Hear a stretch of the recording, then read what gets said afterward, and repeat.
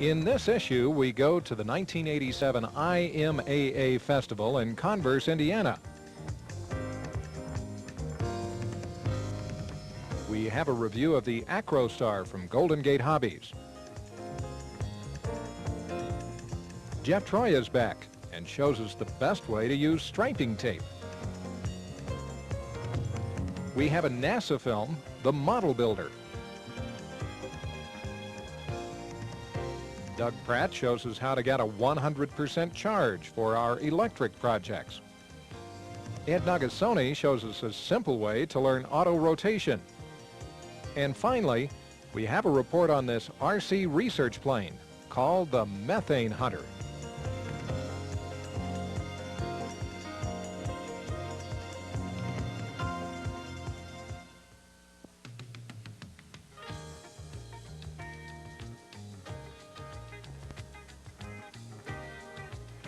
"47 years ago, this was a naval air base.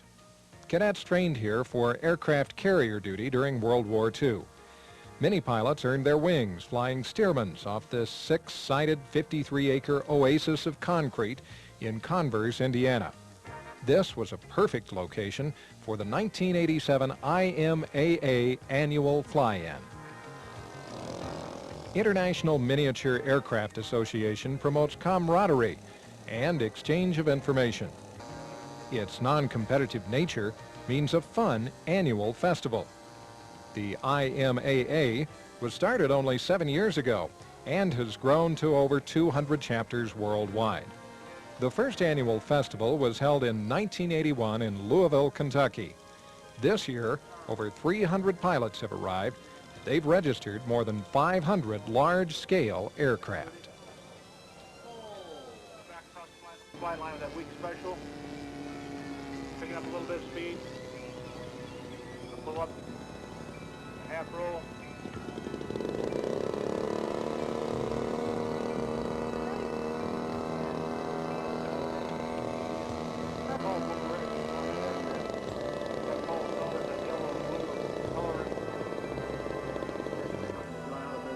Okay, what we gonna do?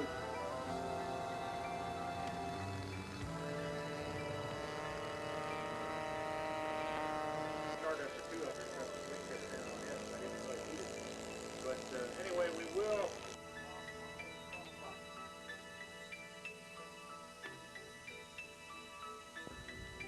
Flying somebody else's aircraft. That's working very long like that.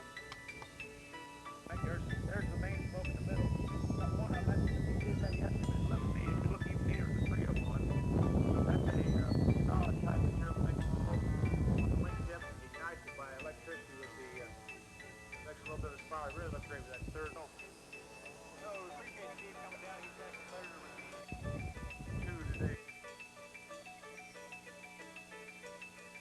Thing from Hilo, Hawaii, holding that pretty pink and maroon airplane. RC Video Magazine taking some pictures of him right now. And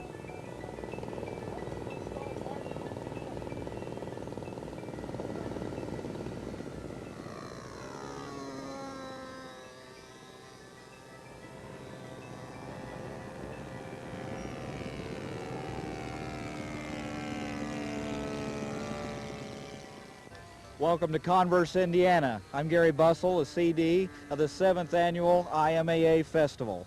We have 52 acres of concrete here, 500 airplanes, and 4 days of sunshine. We logged about 300 flights yesterday, and we're having a good time. No trophies and no awards, just a good time. We've got a lot of aircraft to look at, so let's get started. This Byron F-15 was built by Merlin Graves of Downers Grove, Illinois. Merlin is a member of Chapter 28. His F-15 is powered by 2 OS-77 ducted fan engines, and we noticed he was flying with JR radio gear.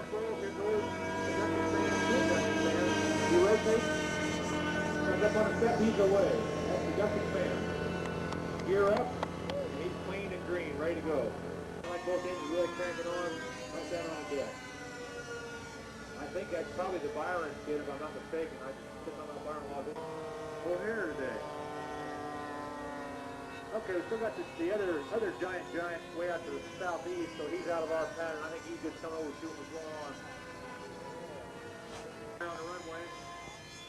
Merlin is having trouble with one retract and decides to set down the F-15 in the grass with landing gear retracted. Get the third one down, so we may have a two-gear landing. There's the F-15. It's slow down real nice. Get him on the grass, and he'll be okay. Just stuff his gear up. He's down now. Isn't that pretty? Merlin Grace, Illinois. Yes, sir. This beautiful Stinson trimotor was built by Irvin Mount of Marion, Indiana. This is a large aircraft with a wingspan of 120 inches and a weight of 35 pounds. Irvin has powered his aircraft with 3 OS4 stroke engines. This gives the Stinson a nice scale sound. This Byron Corsair caught our attention. It was built by Dean Hilbert of Newcastle, Indiana. Dean's plane weighs in at 24 pounds and is powered with a Sachs 3.7.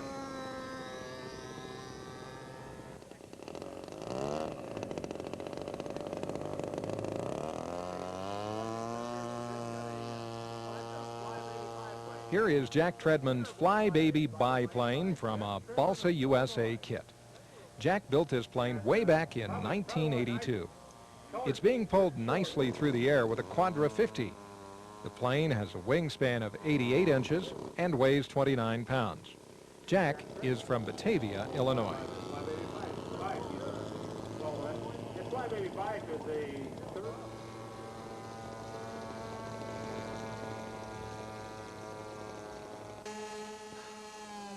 The builder and pilot of this Fokker F-27 is Art Schreider of Cleveland, Ohio. This plane clips along on 2 Super Tigers with tuned pipes. Gears retracts are going up. They screw up on it. Those gears still down. That's the F. Okay, here comes the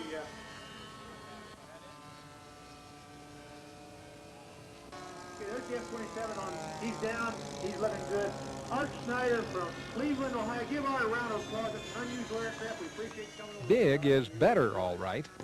Look at this 29-pound Fokker DR-1, built by John Beaker of Charlotte, North Carolina. John has installed a Quadra 50 for power.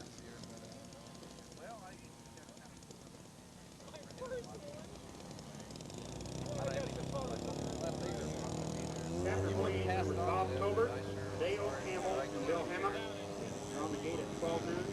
Bob Tobert, Dale Campbell, and Bill Hammett at noon.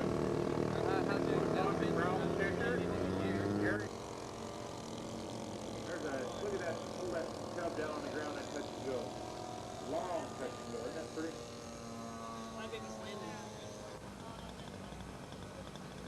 He's out some sort of nylon mesh. I was talking to him a while ago, because I've told Banners, flying is the most fun you can have with your pants on. Is that right? I didn't know that. Walking along the flight line, we saw hundreds of large-scale aircraft waiting to fly.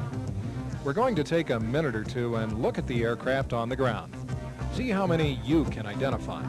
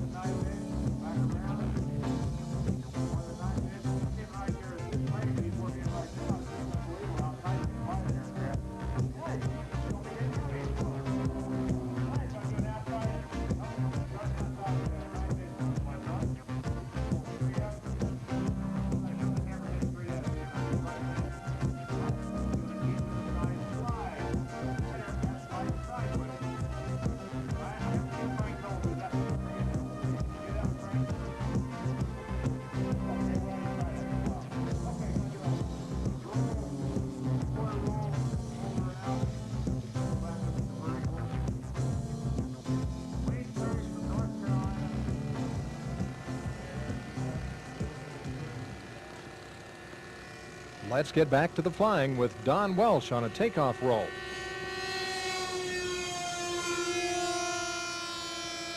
This is a Tom Cook kit of the F4 Phantom.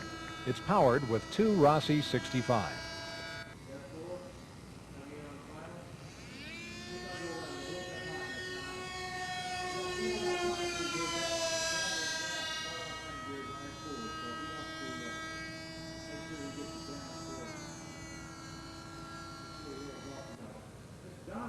Indianapolis, Indiana, but I'm a member of Chapter 48 of the Most Chapter of this flying.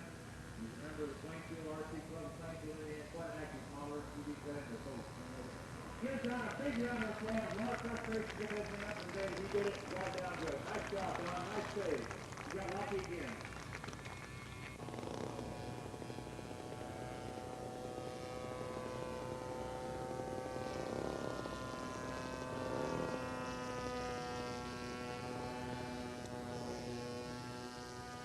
This is Frank Knoll's Christian Eagle on takeoff roll.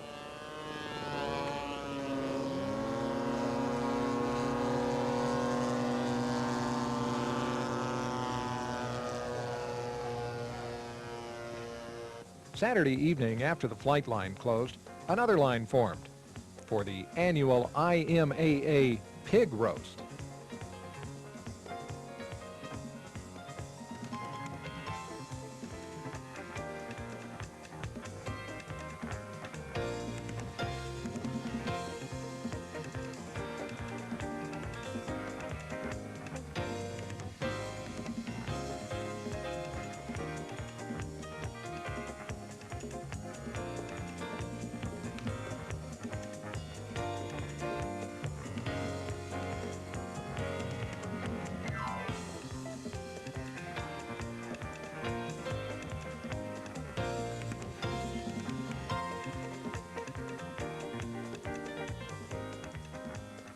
Hi, Tom. Hi. Enjoying the flying? Oh, yes. You go every year? Oh, yes. What plane are you flying? I don't. I'm a manufacturer. What do you manufacture? T&D Fiberglass Specialties. There's my pilot right here. What's your name? Bob Shatterwell. Are you enjoying the flying, Bob? Yes, I am. Second IMAA Festival, and this one has just been superb. Fantastic. How's this compared to some of the other fly-ins you go to? This is the biggest, the best attendance, and it's just a class affair. I'm really in love with this place.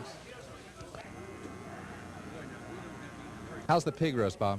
Hey, the pig roast is great. The barbecue is just fine. Baked potato, coleslaw, beans, couldn't be better. There were a number of exceptional pilots entertaining the spectators.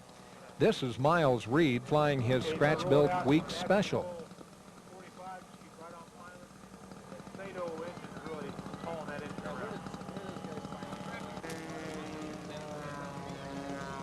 And now he's going to do a rolling circle, I would say.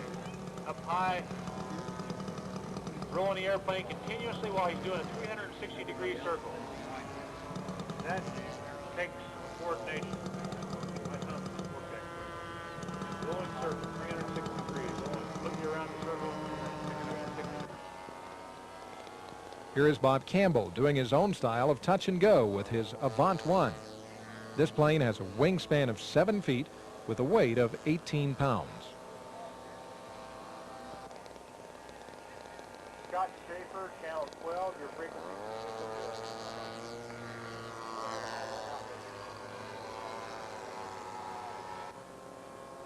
Jim Martin is from Vandalia, Ohio. His P-51 is from a modified Bud Nosen kit. It weighs in at a mere 24 pounds and flies beautifully on a Zenoa G38 engine. Here, Jim Martin and his friend Frank Knoll fly some very nice formation.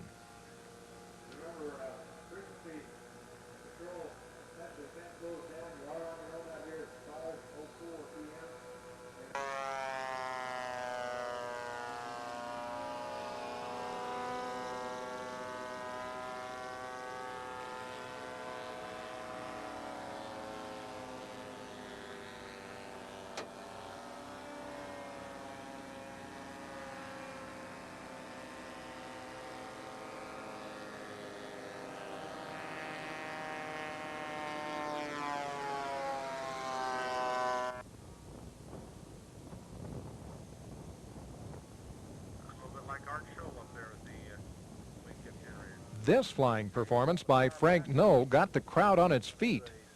Frank is from Kettering, Ohio. He's flying an Extra 230 manufactured by AHS Models. It's powered with a Zenoa 3.7, has 98 inches of wing, and weighs 22 pounds.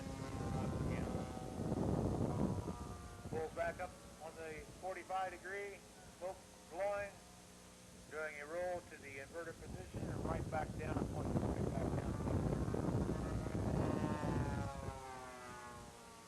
So I got to complete a vertical, see if he gets the torque roll out of this. There's the torque roll, starting to torque, rolling, tail slide, still torquing. There's the tail slide just hanging on that prop. Not many of us can do that with a model airplane. Rolls to the inverted. Over there looks good. It's a little bit windy this afternoon, not to stay around this long, but does an outside loop. Right back up in the sky with a snap roll. The inverted position into an outside loop. Completed.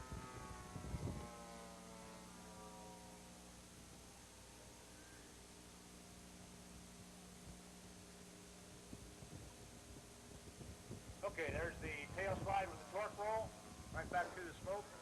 In this program, we've only been able to show you a small portion of the excellent aircraft and the people that came to Converse, Indiana at the 1987 IMAA Festival.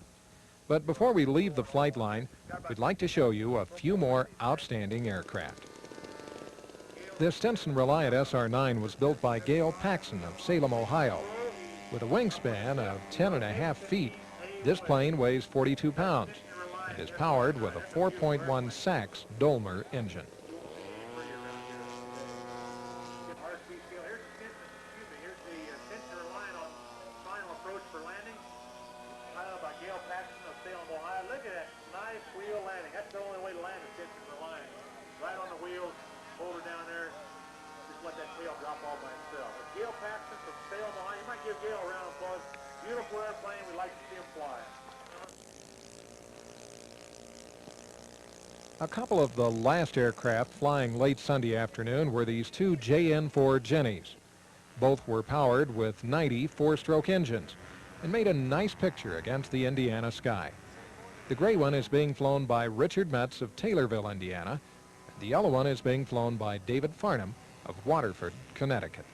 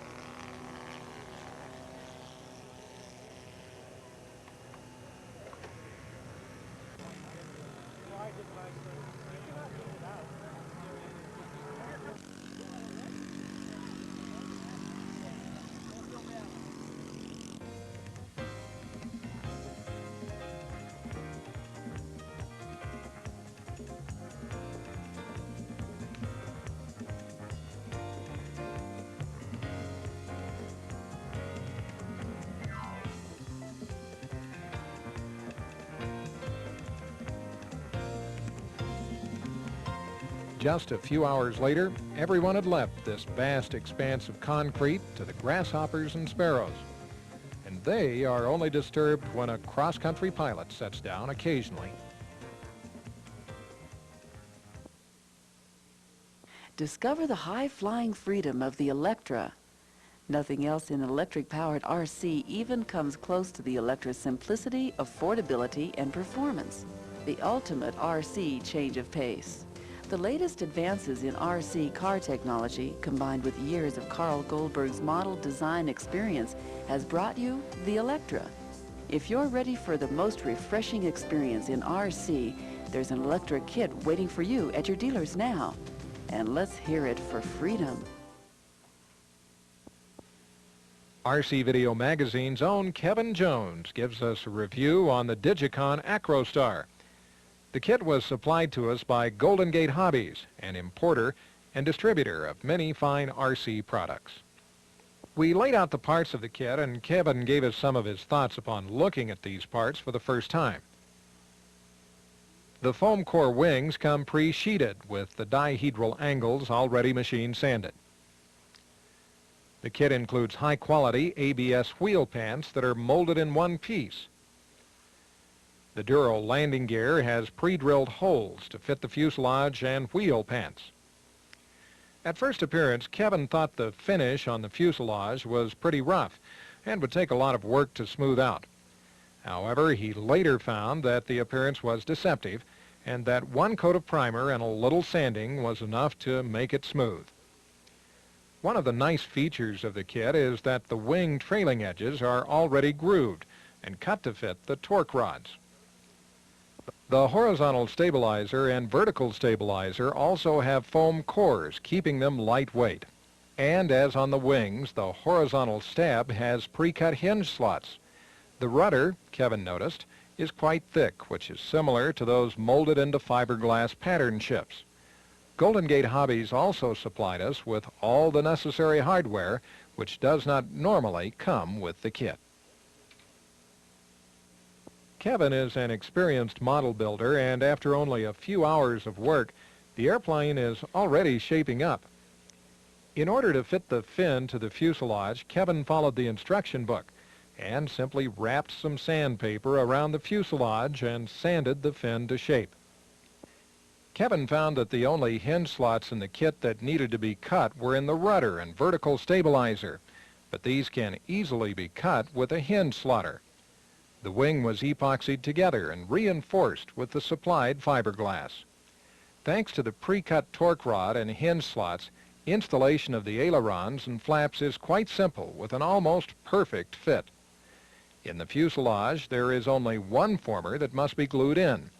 However, it is already cut to shape and even has a groove to compensate for the fuselage seam. The former also has a hole pre-cut that snugly fits the MK fuel tank sold by Golden Gate Hobbies. Kevin has already installed one of the wheels and the wheel pants. It is a very simple process with the bolt that goes all the way through and a nut to hold it in place. The foam wheel rolls quite freely and there is absolutely no binding. The wheel pants will give the finished model a scale-like appearance. Kevin also notes that the wing bolt block fitted around the torque rods very well with a steel lock nut already installed. The fuselage has the holes for the wing dowels pre-drilled and a matching plywood former to align the dowels in the wing. The wooden dowels are covered with plastic caps for durability. Kevin has decided he is going to use the very powerful YS engine. The kit comes with Digicon engine mounting straps, which fit the YS perfectly. With very few hours of work on the airplane, Kevin has completed the kit. The radio has been installed and all of the controls work smoothly.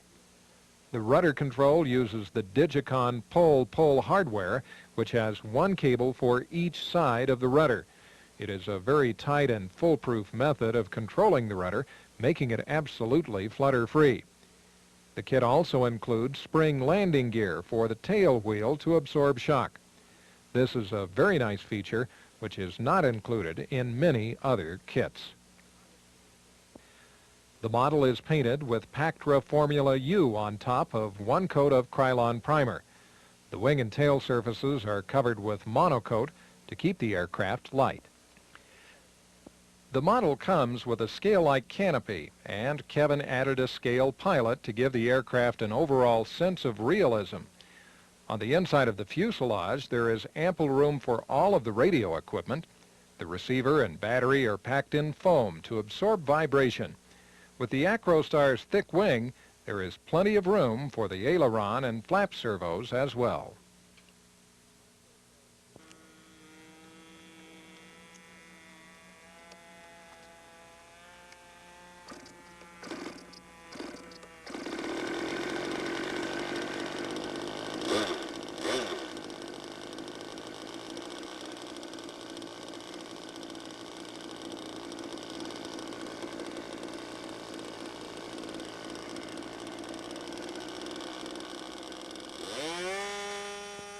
The moment of truth has arrived, and Kevin took the completed Acro Star to the Boulder flying field. Kevin does not normally feel comfortable with tail draggers.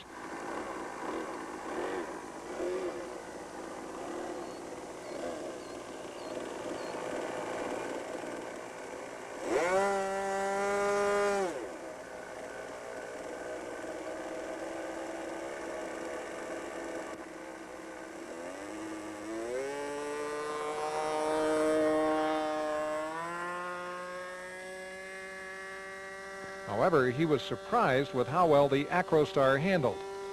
During takeoff, the plane tracked very well with little response to torque. Once in the air, the airplane leveled out with very few trim adjustments.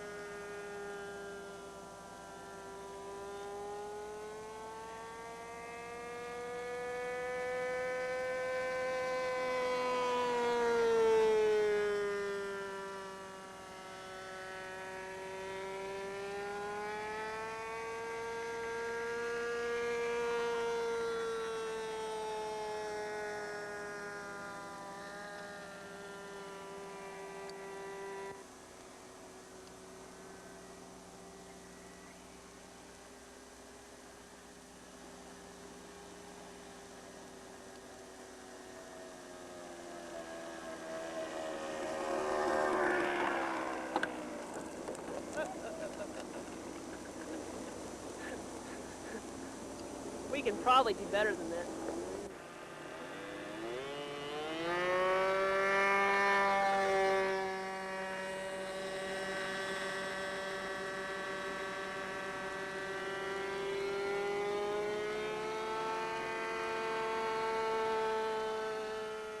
The Acrostar handled like a sport plane with many of the characteristics of a good pattern ship. Kevin noted that the plane came in slightly underweight, allowing the YS engine to pull it through the sky with authority. No problem with roll rate.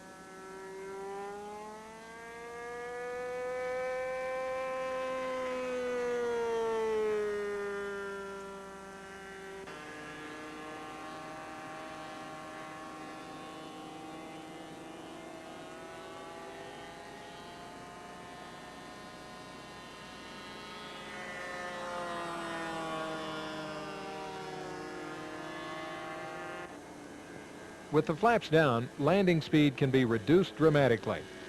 However, some down trim was needed to maintain level flight. Kevin has been modeling for many years and has built hundreds of models and feels the Acrostar is a high-quality kit, easy for the experienced modeler to build and fun to fly.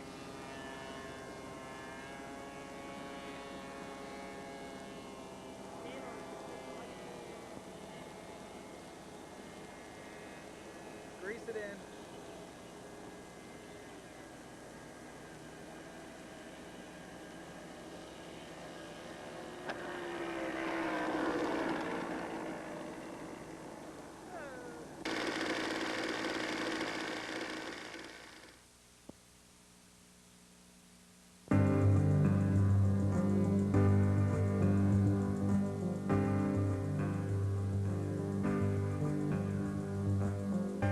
You asked for new problem-solving products and Loctite responded.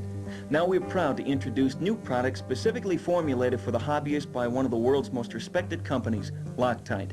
Try our new line of products created for modelers by modelers and discover the difference. Guaranteed to outperform all the rest. Loctite hobby and craft products are available at quality hobby and craft shops everywhere.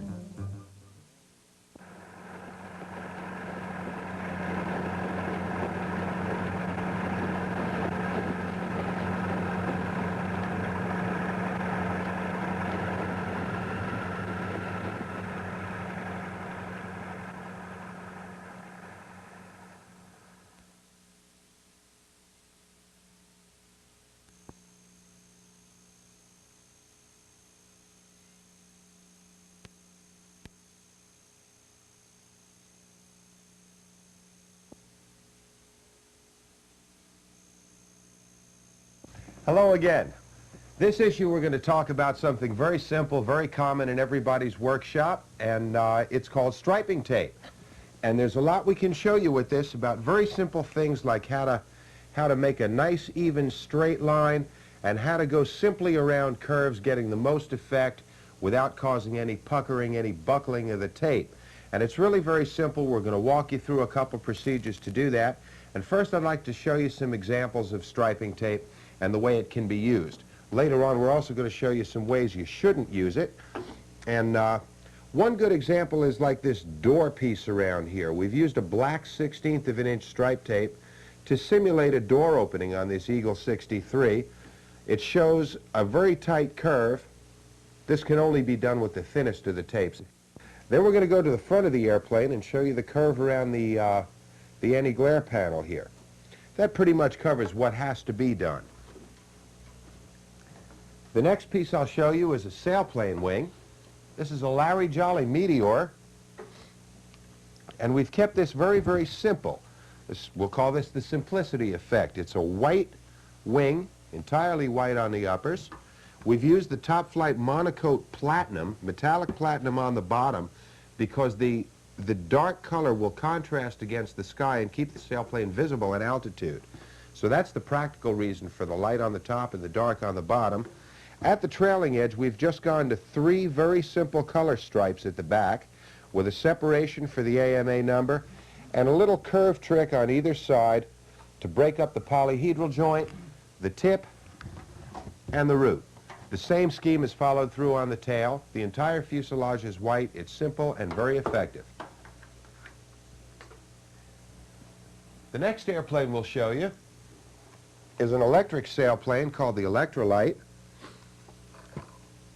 And here's where we can get into some of the tricks of striping tape.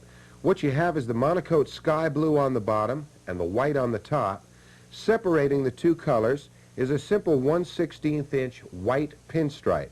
But rather than use a white pinstripe or another colored pinstripe on top of the seam line, we've gone the thickness of the stripe, which is 1/16 of an inch, inside the blue. So what we're getting in effect is 2 stripes for the price of 1. We've got the effect of the white, and then what appears to be a blue trim stripe, and a white trim stripe, and then the balance of the blue color on the bottom to finish it up. All we've done really is inset the white pinstripe 1/16 of an inch away from the seam line, and that gives us the effect of 2 stripes. Now what I'd like to explain to you about what not to do is taking a rather large 1/4 inch pinstripe or even a 3/32 or an 1/8 inch pinstripe and placing it directly over a color seam.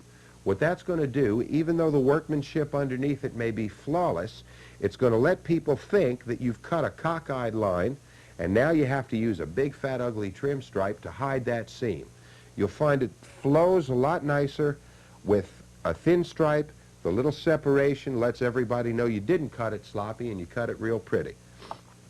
While we're on the subject of cutting things nice and striping things nice,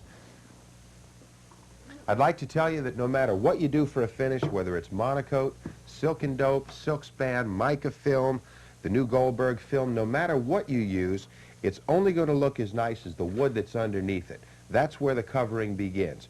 If you can run your hand over something and feel a little bump where a cap strip meets a sheet or where 2 sheets happen to butt join, when you cover, instead of hiding the error in the workmanship of the wood, the covering will enhance the error. All it's going to do is pronounce that bump and make it much more noticeable. You'll find that as your wings get smoother, even one little bit of dust underneath the covering is going to become the eyesore. It's like the one cactus in the desert.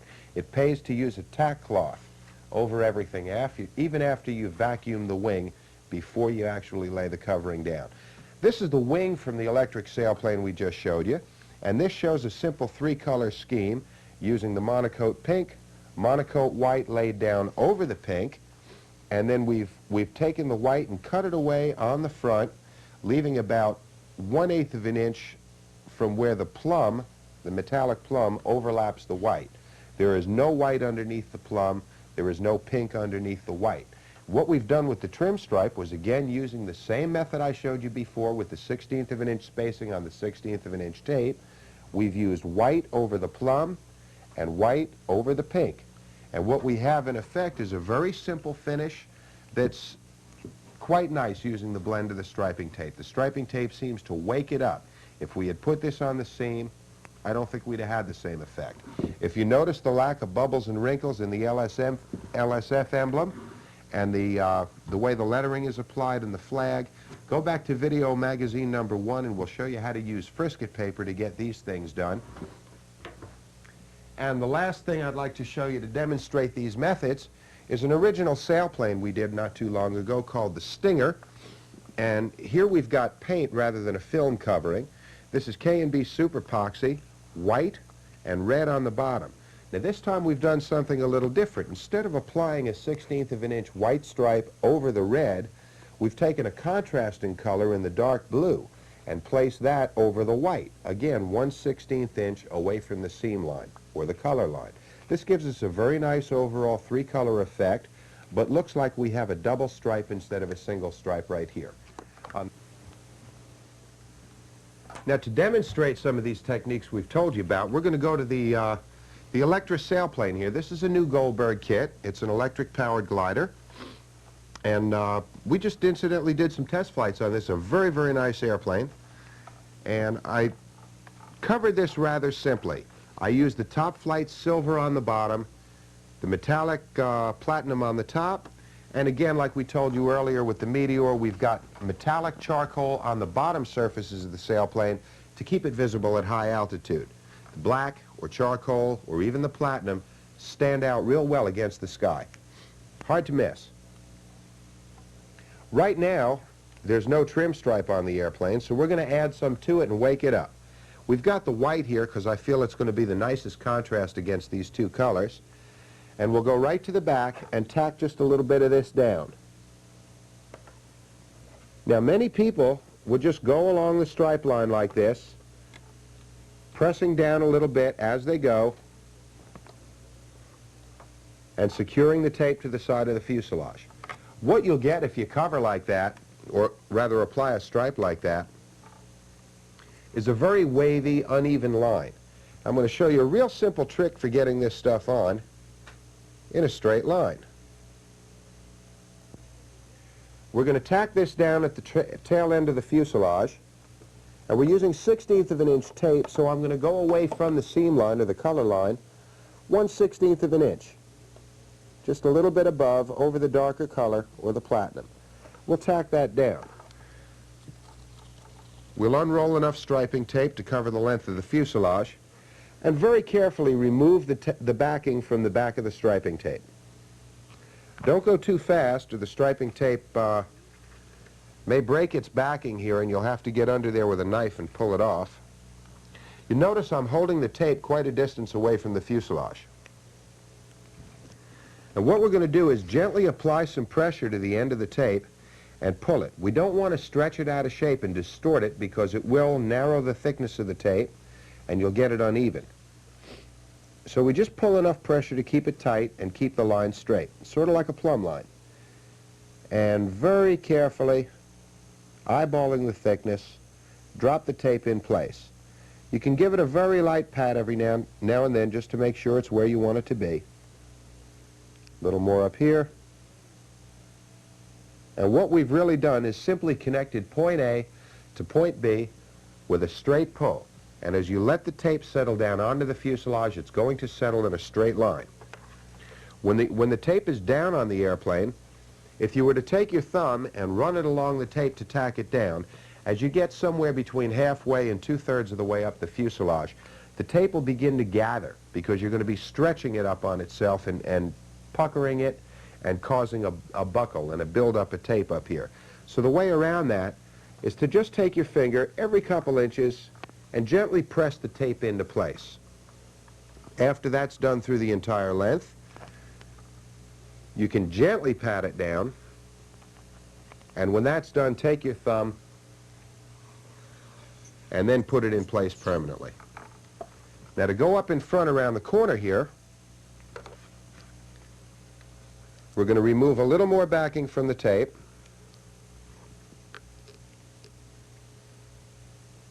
and pull on it, again gently, not to distort the tape, but we're going to follow it with a finger.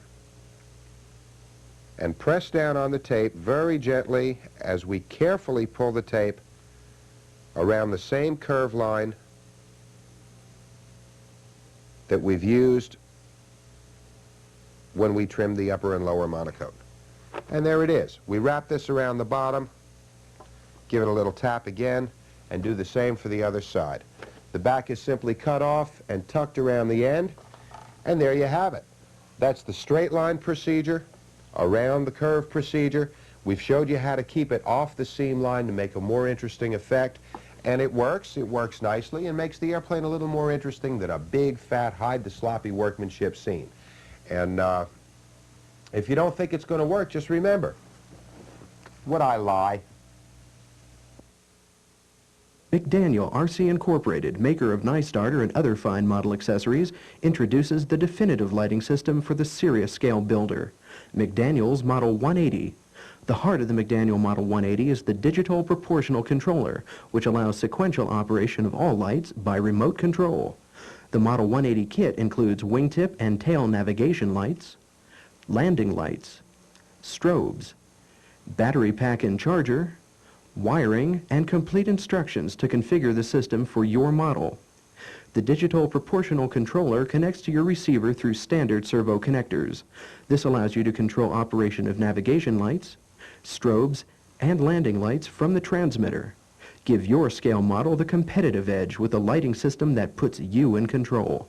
The Model 180 and the Model 188 for helicopters from McDaniel RC Incorporated.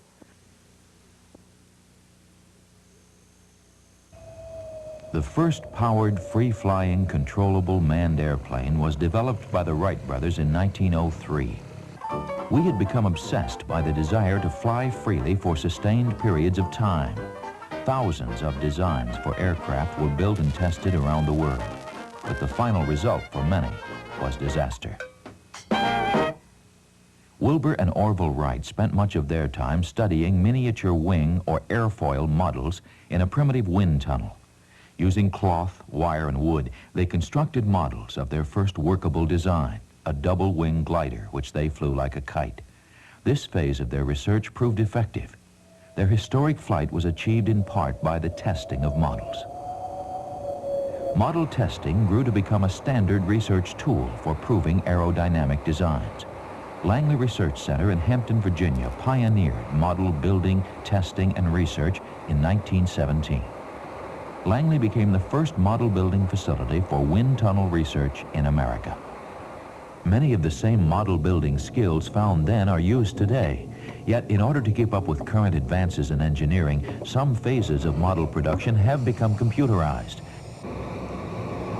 Increased model testing temperature ranges, anywhere from -300 to 2,000 degrees Fahrenheit, and wind tunnel speeds well up to 30 times the speed of sound, have created the need for new materials, like exotic stainless steels, titanium, special combination materials, and composites. Today, NASA Langley Research Center employs approximately 300 engineer technicians in model building and boasts over 30 wind tunnels and supplementary research facilities. A model begins with an engineer's concept that is fully translated onto paper by a model design engineer. The design engineer's specifications are relayed to a computer programmer who transfers the design on paper into a numerically controlled computer that plots precisely each tool path which will cut the model out of a square block of aluminum. Each pass of the cutting bit is controlled in its depth and span of cut. The engineering technician closely monitors the milling operation as the general shape of the model unfolds. When all cutting passes are made, the freshly cut form is pulled off the machine and passed on to the next phase of operations, where it is checked for accuracy of milling. If the model passes the battery of measurements, holes are bored where needed to facilitate mounting later in the wind tunnel. The model is then cut out of its holding pieces. It is a skillful, steady hand that shapes the airfoil or wing section of the model. When the model is polished and it passes all final specification checks, it is ready for testing in the wind tunnel. Senior aerospace technologist Bernie Spencer. This is one model of a systematic series that we're trying to develop for post-shuttle single-stage to orbit application. Now, in this particular series, there are some 35 configurations. Each of these, counting the time to program the ordnance, then the final hand-finished product probably is about 160 hours per model. Now, a complicated model like Space Shuttle that has variable, remotely controlled surfaces, it can be as much as 1,000 hours. From miniaturized general designs to fully detailed mock-ups, the combined Model Wind Tunnel Research Facility at Langley provides us with an invaluable stepping stone to eventual full-scale development and testing.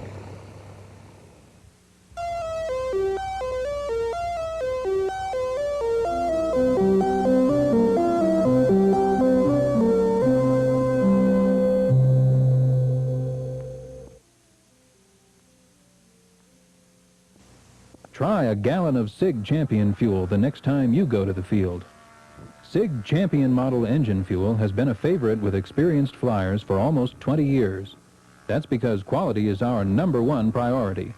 All SIG fuels are carefully blended with a mixture of Klotz Technoplate racing oil and pure AA castor oil for maximum engine protection.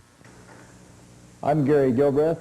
I've been mixing fuel at SIG's here for over 8 years now. Glenn SIG discovered over 20 years ago that using only the finest quality ingredients can guarantee a top-performing fuel.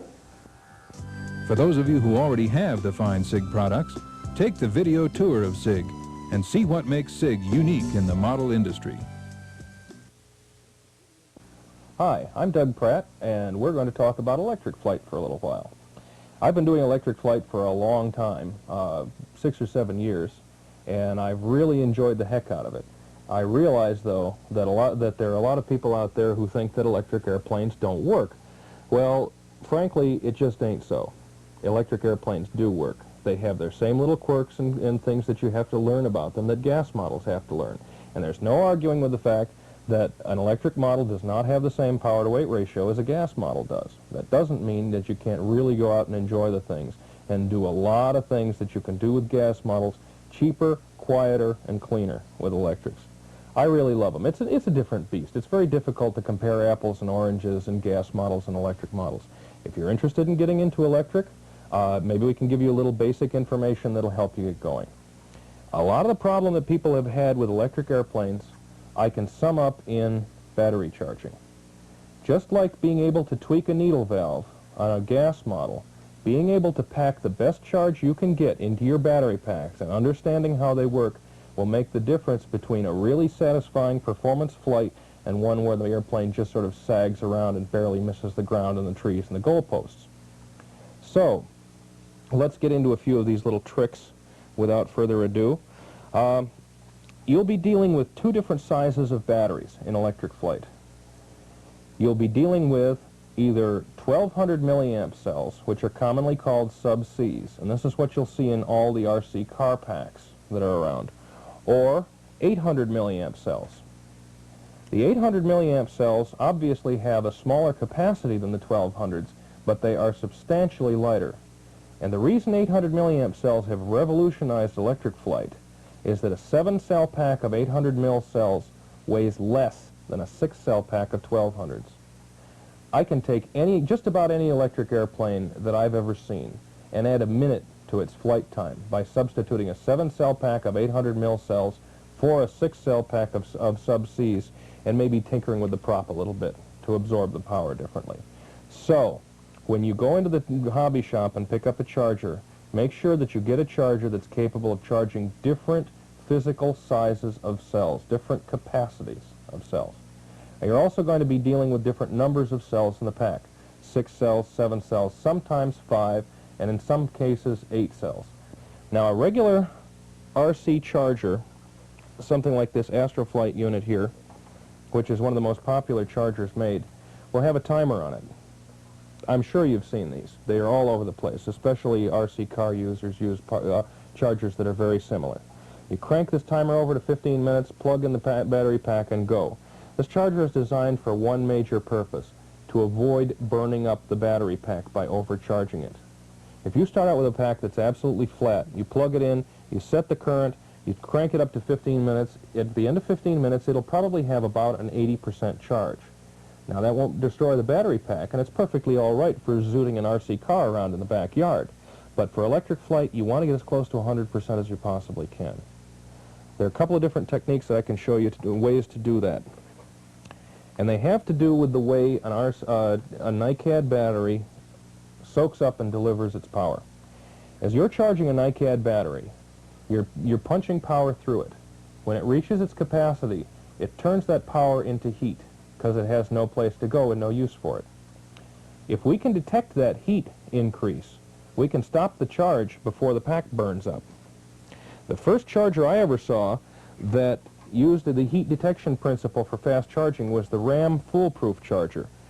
These are the people with the little badges that say if all else fails, ram it.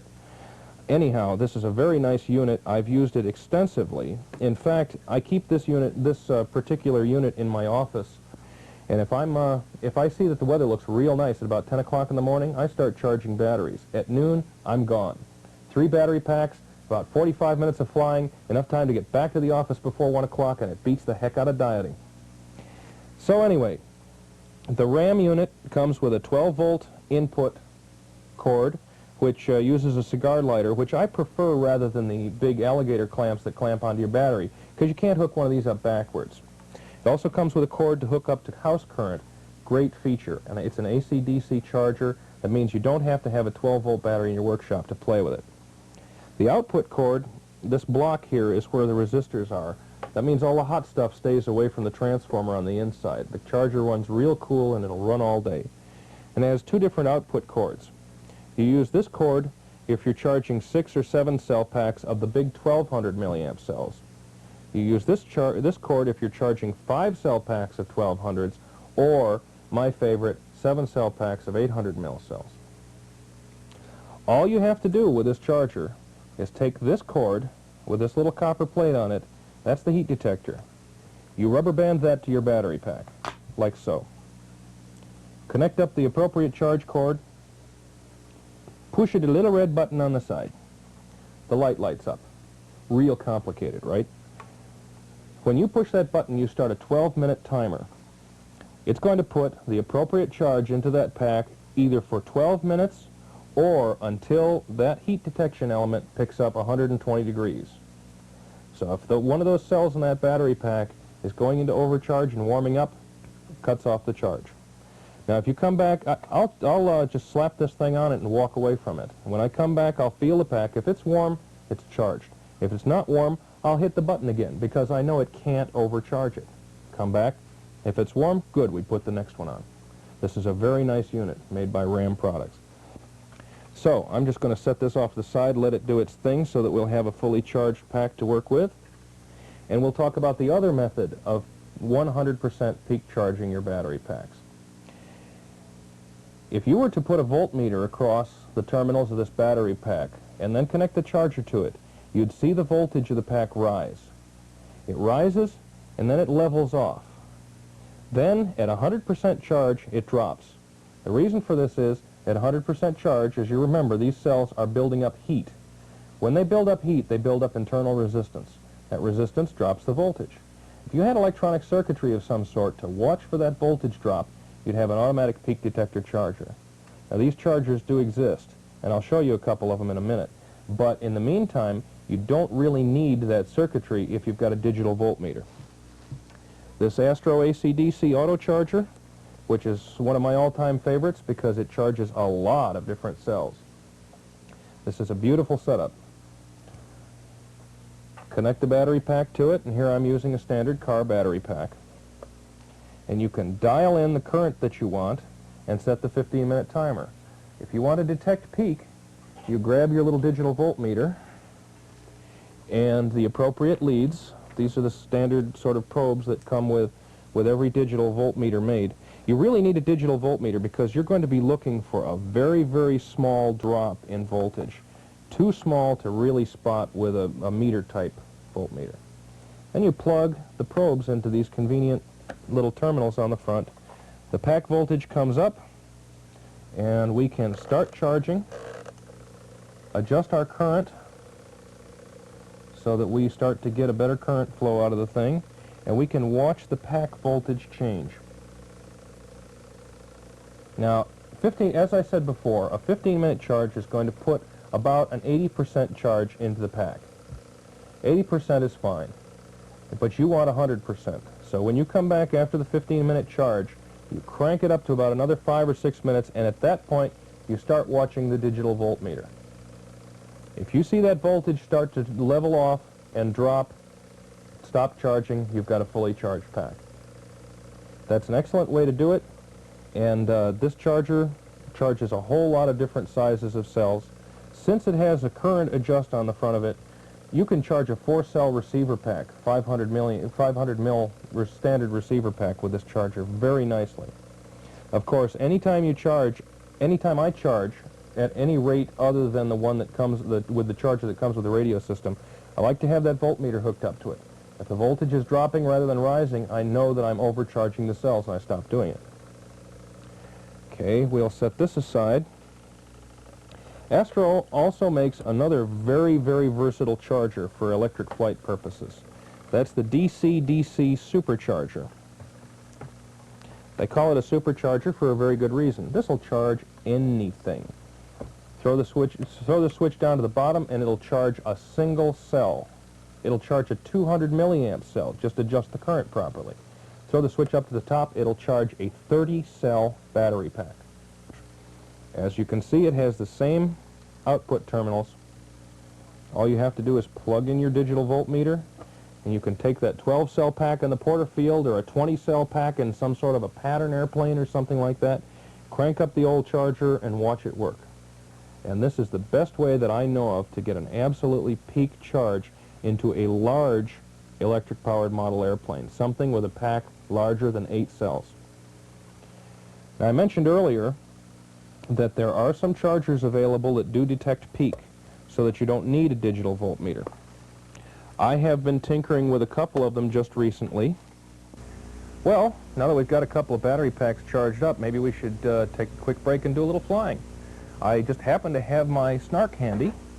This is the plane that lives in my office waiting for my lunch break. This was an extremely simple plane to put together, ready to fly. Like most of the RPM kits, you pull out the wing halves from the box, lick the middle and stick them together, and they glue, and slap the tail on with a little epoxy. I put in a different, it does not come with a motor. You can use just about any standard 05 size motor with the plane. In fact, you could jerk one right out of an RC car, use the same RC car battery pack, the same charger you've been using. Don't use the same radio because you want a radio that's on aircraft frequencies. But the point is you can use a lot of your original equipment and get very successful flights out of this. Now, I installed a micro switch for motor control, and that's also a very simple setup. It's something that I prefer to do. You can go with a solid-state switch or one of the motor controllers or anything like that, but all I do is take a micro switch bought at Radio Shack and glue it to the side of a servo, so that when the servo arm turns around and hits the micro switch, it turns on.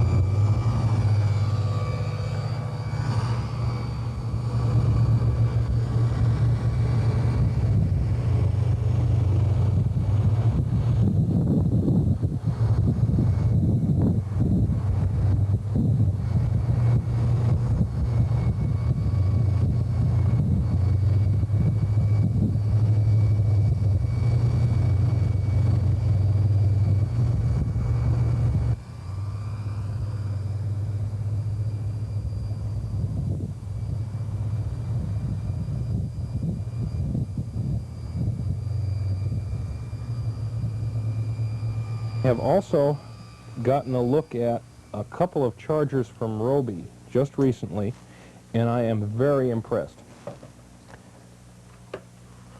When I went up to Bob Kopsky's electric competition in Hatfield, Pennsylvania, the Keystone RC Club's electric fly, I saw about 24 of these Roby Automax 21 chargers. This is a fantastic unit. It runs from 12 volts, It'll charge up to 20 cells. I'm sorry, 21 cells.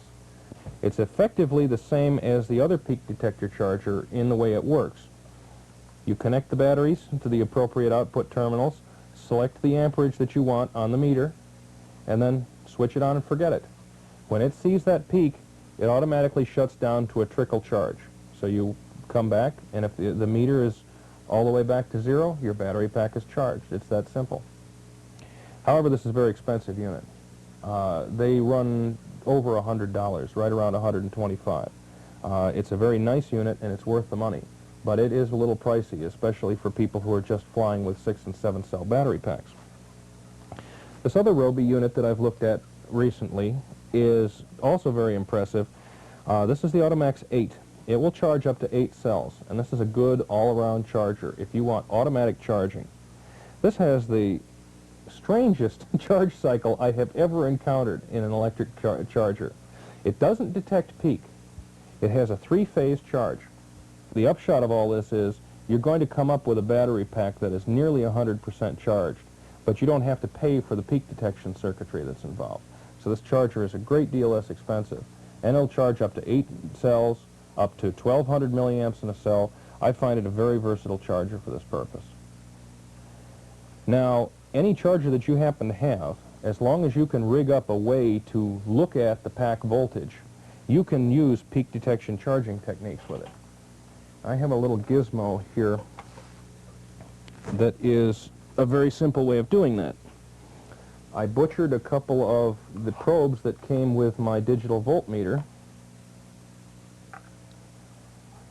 by removing the probes on the end and putting a couple of connectors on it. One connector is female, plugs into the charger. The other connector is male, plugs into the battery pack.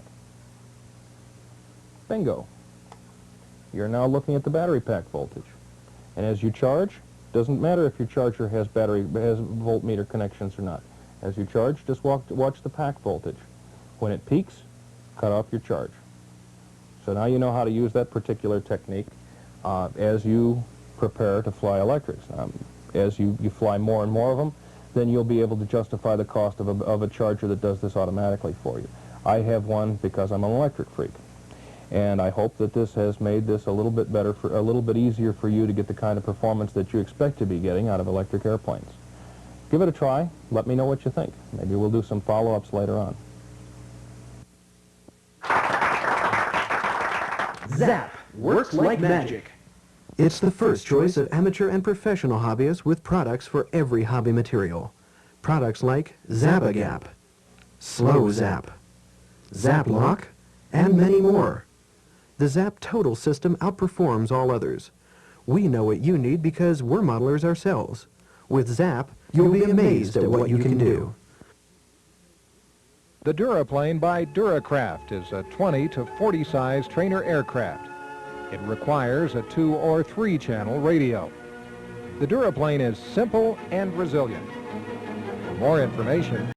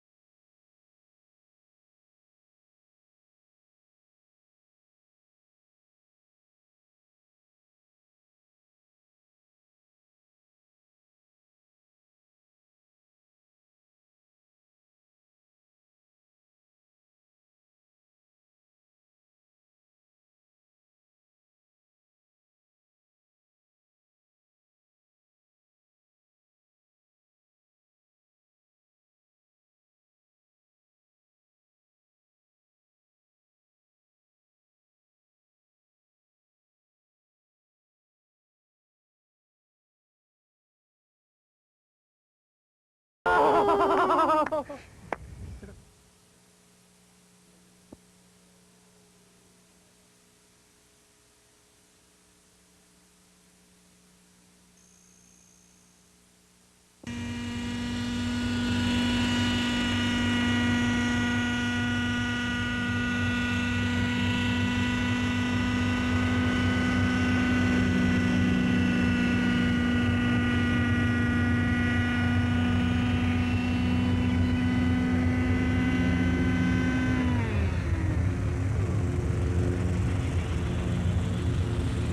I have an assistant here with me, Kevin Jones, who's been flying for several years, but have always been afraid to actually perform the auto rotation process.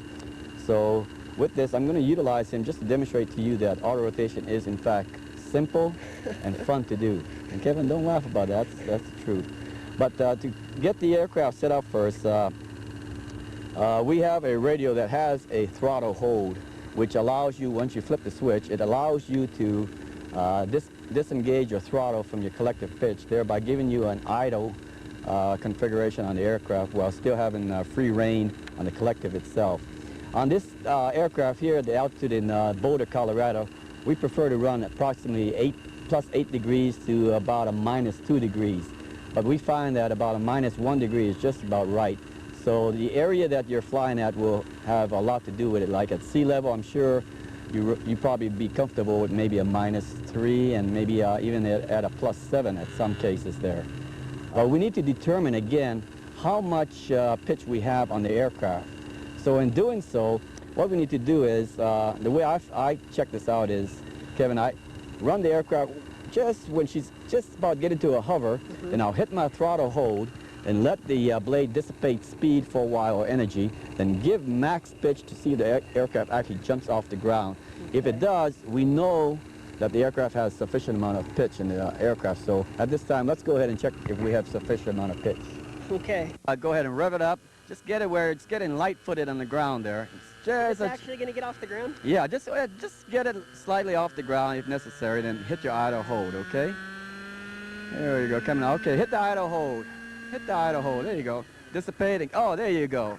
Well, I found that in many instances, people are afraid where the aircraft really gets close to the ground, and that's what auto rotation is all about. So in that regard, what I've introduced is a backwards learning process. That is, we're going to start from the ground up and move in the higher direction, because you can fly good. It's just that you're afraid when the aircraft gets close to the ground without any power. So to do that, what we're going to do is several exercises. It's going to be building up in steps. We're going to start at about 2 feet level, get in a hover, hit the throttle hold, okay, disengaging the collective, whereby at that time, I want you to give max pitch and to your left, okay, because you still have tail rotor control in this initial phase. We'll do that several times. The attempt here is for you to get the feel of the aircraft actually landing and how soft it is on the ground. Then we'll get it up about maybe 4 to 5 feet there. Do the same thing. Get the feel of the aircraft hitting the ground there. We'll do that until you feel comfortable, okay? Or until we run out of blades? Oh, right. No, don't worry. We're going to save a lot of blades here. And the next thing is we're going to get it up about maybe 6 foot high, just above our heads there, okay? And let it fall down again on the ground and recover by giving max pitch. This time you're going to kind of delay the process of including pitch. Okay. Then the next one we're going to go up to about maybe 10 to 12 feet high. And that's what we call the last point, because from there, what I want you to do as you get up there in front of you is to cut the power, but this time not cut the power, give throttle hold and pull negative, okay, on your pitch. Okay. Now as it passes in front of your eyes, at eye level, what you do is you increase your pitch, the same exercise we did at the 2 feet, 4 foot level there, okay? So the first exercise I want you to do, that's what we're going to do until you feel comfortable. Then we're going to take it up and actually do the auto rotation process. Okay. And you'll find that the auto rotation power off is much easier than the exercise we'll be doing here. Yeah, there you go. Face the helicopter in the direction of the wind. Okay? Get it up in the 2 feet hover. That's about right. Hold it steady. Give it a steady hover there. Okay, now try to hold the throttle hold. Give the throttle hold and feel. There you go, pitch and left. Okay, now note how the aircraft just went to the right there. That's why it's important to give left stick at the same time, because that's correct, because you still have tail rotor power in there, okay? So try it again. And you'll find that in the actual auto rotation, you don't have to worry about tail rotor because it's ineffective anyway. But for this, we need the power in there. So again, remember, 2 feet hover. There you go. When you go to throttle hold, full pitch and to the left, okay? Throttle hold, full pitch and to the left. There you go. How about that? Okay, if you're comfortable now, we're going to go a little higher the next step. Let's bring it up to about at eye level. 4 feet, 5 feet, however tall you are. Not 4 feet. Remember, we're going to do the same thing again. Get it up, eye level, steady, throttle hold, and power again, okay? Or pitch and power, pitch and left. There you go. Good, good, good. So let's get it up a little higher. And again, the process is get it above your head, about maybe 10 foot or so.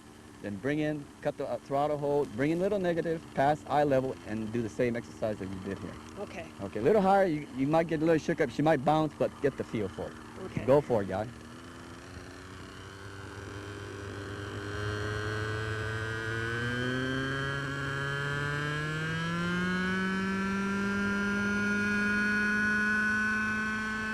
Okay, steady and into the wind again. Don't forget that. Oh yes, looking real good. Okay.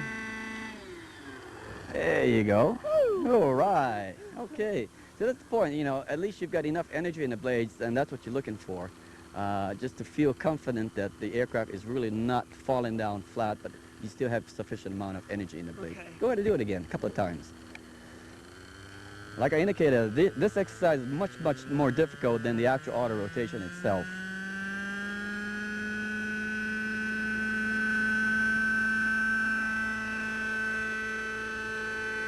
If you want to go a little higher, that's good too now, okay? There you go. It's a comfortable range there. Throttle, hold, pitch. Oh, right. Okay, don't worry about that, but at least you didn't ruin the aircraft. You got the feel for it, okay? How do you feel? You ready? Real good. Huh? Okay, let's do it. Okay. Forget now, when you cut your power, keep it in a slightly nose-high attitude. When you cut the power, just a slight nose-high attitude. We've got about 1 degree in here. Don't forget to hold it all the way down negative and get the feel for it. I will not talk you through it. I'm just going to tell you, okay, cut, and you're gonna be on your own, but you're going to feel it. It's going to be very comfortable. And don't forget, we just finished up the 12-foot, 10-foot height auto rotation. But this time you're going to come with some slight forward speed. So I want you to give a little flare. Keep holding the negative now. Oh, flare with cyclic. Yeah, flare with cyclic. Keep your negative. Don't touch it until you slow the aircraft, 0 speed, level off, then increase your pitch. Okay. And you'll find at this point, it takes only about half a throttle, half a pitch to keep the actual auto rotation process going. Okay? Okay. You can do it. Try it. So just keep in mind, a little nose-high attitude and go, okay? Everything checks out. Boy, it looks good. Take it around. There you go. Slow and easy. Yep. Wind is in the right direction there. Come back around again. There you go. Slow and easy. Here you go. Okay, cut. Now negative. There you go. Slightly nose high. There you go. Looking good. No, so pitch. There we go. All right. Oh, what do you think about that, huh? Congratulations again, huh? Thanks, I tell you, it's a piece of cake for anything. Like I said, just practice those exercises to build up your confidence. We'll do it all the time, and I know you could do it. I know you had it in you. I've been afraid of that for this long. I know. Well, that's the thing. I think if you out there also practice the same exercise that Kevin has demonstrated to you, that you also will build the confidence and be able to do the auto rotation itself. So with that, all I can say is continue practicing this exercise, and don't forget, break a blade. Here it is, the Challenger, an Aristocraft high-tech digital proportional radio control system. One of the best values on the market. The Challenger transmitter is designed for ease of operation with a unique mar-resistant brushed gold finish. Some of the features on the transmitter are battery check button, RF output meter, elevator dual rate switch, and an elevator trim-down mixing knob. As usually found in higher-priced transmitters, the Challenger's open gimbal design gives you stick tension and travel adjustments, and all pin connectors are of high-quality construction. There is an easy access rear panel for servo reversing, mixing control adjustments, and dual rate travel adjustments. Change frequencies in a snap with pop-in modules. And the Challenger 620 system includes high torque indirect drive servos. The Challenger system complies with the 1991 narrowband standards. You can find one of the best values on the market at your local hobby shop.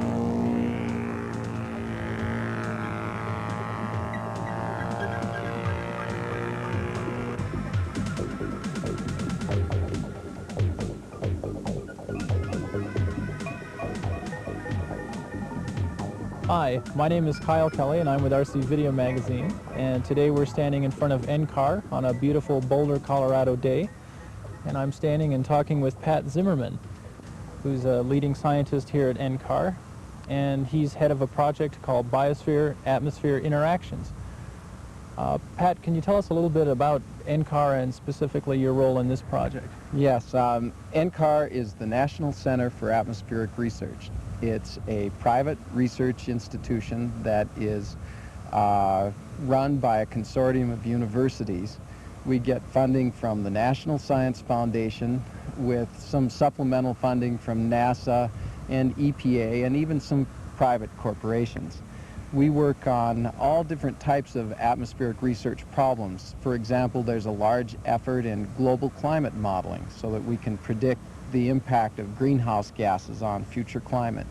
My project is in the atmospheric chemistry division, and in my particular project, we believe that the atmosphere was primarily produced through the activities of biological systems, and that only by understanding trace gas emissions from biological systems will we be able to predict the impact of man-made emissions on changes in the atmosphere. The atmosphere is changing. I see. And we've heard rumor that you're using a radio-controlled airplane in this project? That's right. As a matter of fact, the airplane that you flew the other day was a modified Robin Hood 99, and we're trying to use that as a sample platform for collecting vertical profiles of trace gases in the lower atmosphere. We'll probably, we try to get a profile from ground level or treetop level, clear up as high as we'll be able to see the airplane, and we'd like to be able to get 3,000 feet high. Oh my gosh, does this mean that we're going to take the airplane 3,000 feet high using binoculars to fly it? It may require that. It's important to a lot of our emissions come from trees and from swamps and so forth, and it's very difficult to get an accurate idea of the concentrations in the atmosphere if you're too close to the sources.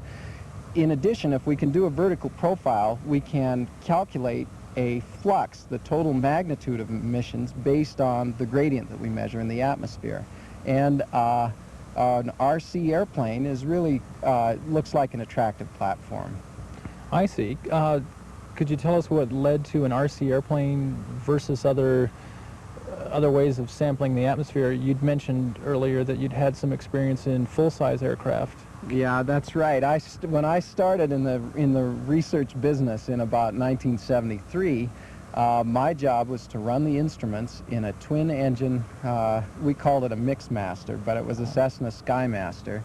And I had to sit backwards in small, cramped quarters and try to map where we were going and run instruments at the same time as we were making measurements in places like Phoenix, Arizona at 1,000 feet or so.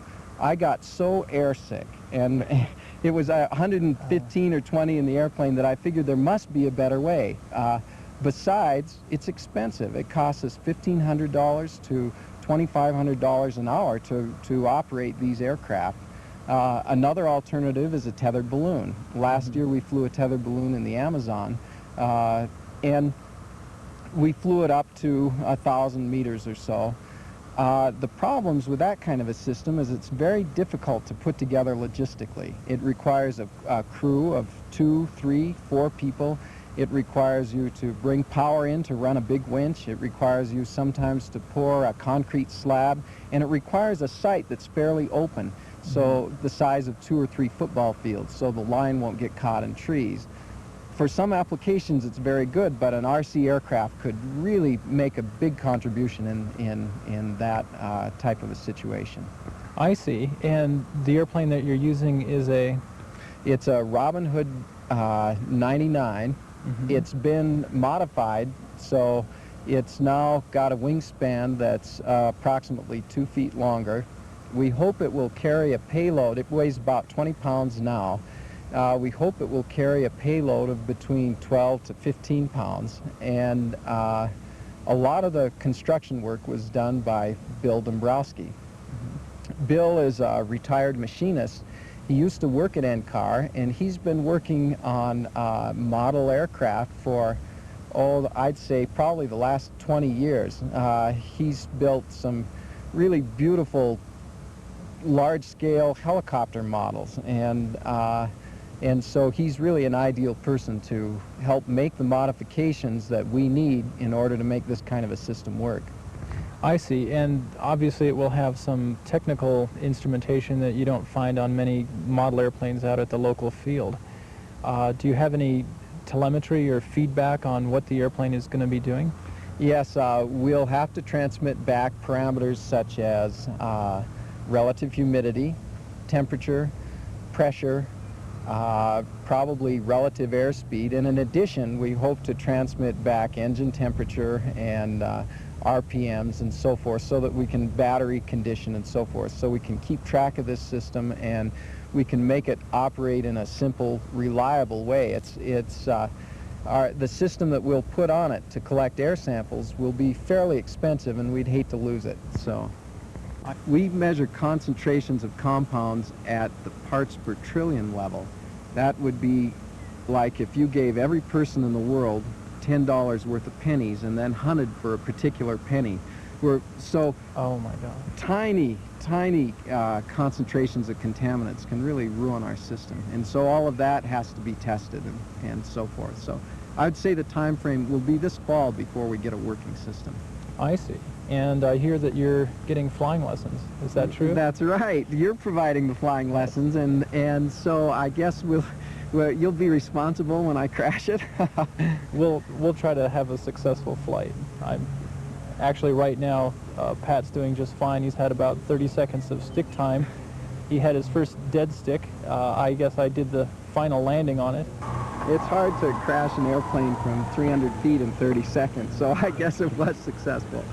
You know, I almost feel embarrassed because it's so much fun that it hardly feels like work, but yet I've been in this business for, gosh, it's been 13 years now, and I can see the utility of this type of a project, and I can see that more and more groups, NASA, the California Air Resources Board, a number of people are using RC-controlled airplanes to do real work.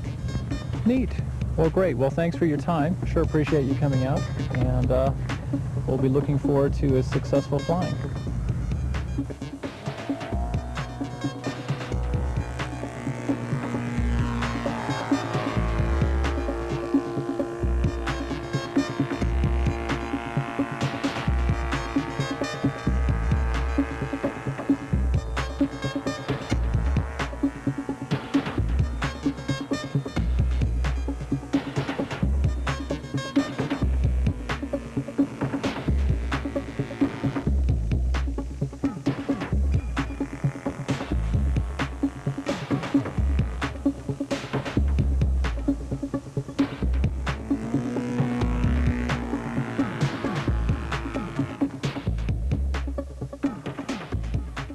In Volume 10, Mr. Scale Dave Platt will be showing us a method for transferring scale markings. We'll have a review of two EZ kits, the Folkwolf and the P-51. We'll have flying footage and an inside report on this 385-pound B-29 Super Fortress. So be watching these and much more in Volume 10 of RC Video Magazine.